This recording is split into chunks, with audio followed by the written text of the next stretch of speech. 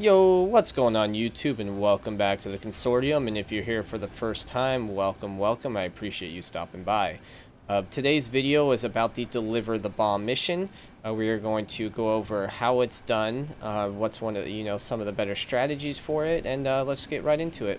So first things first, when you first get into the mission, I've already done it, but you will have to find the deliverer or the bomb maker, whatever you want to call it, which is this building right here. And then you will also have to find B, which is the building down in the south, which is going to be the launcher. You just activate it, and then after you have found both, you will have to come back here and deposit 4 blue glow to get this bomb to come out. Once this bomb does come out, you will have to go into your building menu, select your traps, and you will have 20 of these tracks.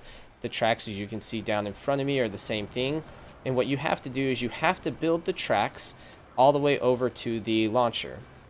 Now, one tidbit information is that you need to know is you cannot take the tracks down any non ramps in the game. You cannot build stairs and take the tracks down it. You can only take it down like natural hills in the game. You can also not take the tracks over bridges. So if you're in one of the maps that's like in a city and there is a bridge in your way, you will not be able to go over the track, or you will not be able to put the track over the bridge. So it's kind of annoying. You don't really have a clear route. Like right now you can see I'm just going to have to build and find my way over to B. I'm going to go ahead and do that, and I'll speed it up for you guys just so you can see what you have to do with building. And then once we get to B, I'll talk about how you have to defend that structure and what you do to defend the bomb as it's moving. But we're just going to go ahead and get into the track building now, and when we're done, I'll talk to you guys more about the other stuff.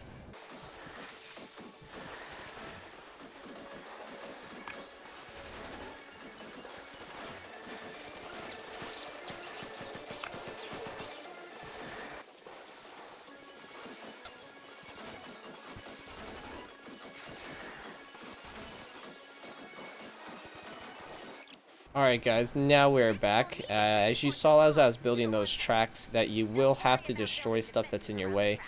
Smaller objects like these little bushes and stuff that are in your way, you can just build over them and they'll get destroyed. But anything that's like a car or a tree or rocks, you are going to have to destroy. So you know, if you're working together, you can do it faster. Even if you're not, as you noticed, it really wasn't that difficult. But so now that we have these connected, the next thing we do is we'll go back to the bomb site, which is A. We will activate it, and the bomb will move slowly. And when I say slowly, it's not an exaggeration. It'll move slow as molasses down this track, and you just run down it with you and your teammates. You just defend it. There's not really any strategy to it other than just kill the husk before they get to it. You cannot stand in front of the bomb, or it will stop the bomb. You cannot, the husk cannot get in front of the bomb, or it will also stop the bomb. And then after you get the bomb through, and if it does get destroyed, let me reiterate real quick. If it does get destroyed, you get another bomb. Like, it's not the end of the world. So if it dies, just let it happen and then restart it. And then after you get the bomb over here to B, you will have to build a base to defend it. So we're going to go ahead here and defend this bomb.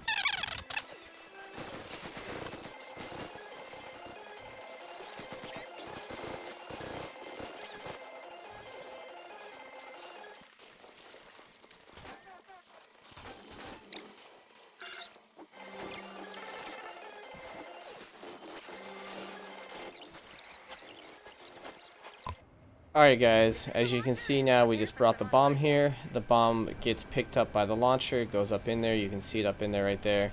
And the next step is we're going to have to clear this area out around B, or the launcher, and we're going to build a base defense. It's pretty simple. It's just going to be like any other base defense. This object is a little bigger than a lot of the stuff you do have to defend, so the area will be a little bigger to cover. But there's many ways you can choose to do the base defense. Alright guys, we're back here with our finished base. We did end up overbuilding a little bit. One of the guys we're with is a newer guy, and he likes to build, which is fine. I actually still like what we did, so I'm going to go ahead and show you what our strategy was.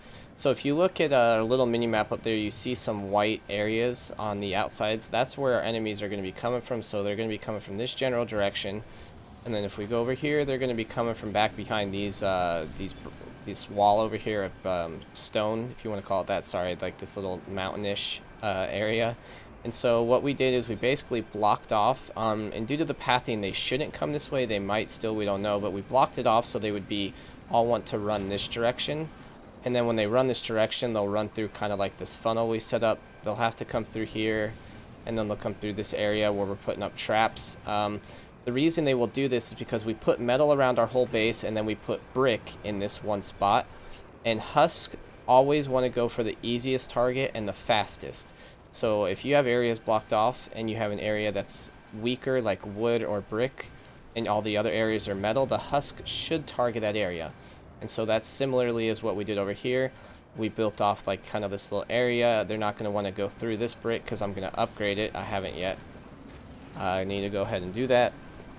And now I've upgraded that, so they're going to want to attack the easiest way in, and that's going to be coming down here and coming through this brick wall that we've built. So hopefully, I mean, that's the plan. Sometimes the Husks don't always do what you want. And I mean, we do. The guy who we're with right now likes to build these extra squares, which are definitely a good strategy if you want to employ them, because they do have to go through multiple areas if they decide to go that direction. So they'll have to break through one of these little walls and then either go through this one or go through this one at the same time. So it just adds a little bit more security. And then as you can tell, we have a base builder and we have our base perk put down, which gives you damage resistance on all these walls that have the white put on around them, if that makes any sense. But yeah, so this is a pretty decent strategy. Always, you know, leave the weaker wall at the area you want to funnel into, and then just put traps all around it, and then you just kind of deal with the stragglers as they come. So hopefully this helps you guys out. There's ways you can do it with building less. There's ways you can do it with building more. It's just honestly more of preference than anything else. And just one last thing, one thing you can do that helps with being able to get up and down the fort is by building a triangle like this, because the Husk normally won't take it to get up unless you're standing on it, but it gives you a way to get up and down without just building stairs, which are easy access for, you know, the Husk while you're defending. So there you have it, guys. We're about to activate it, and we'll just fight and defend for a while. I'm not going to be talking during that. I might not even show it because it's really, I mean, you guys understand how to shoot, so you don't really need to see that, right? Well, there you have it, guys. I do appreciate you stopping by to watch my video, and I appreciate the support you're giving the channel. If you do like my videos, I would appreciate it if you could drop a like down below and subscribe to the channel. If you don't like it, I would even appreciate it if you could still leave a comment and just let me know what I could do better, so that way I can improve my channel and produce better content for you guys. So I hope you guys all have a good one.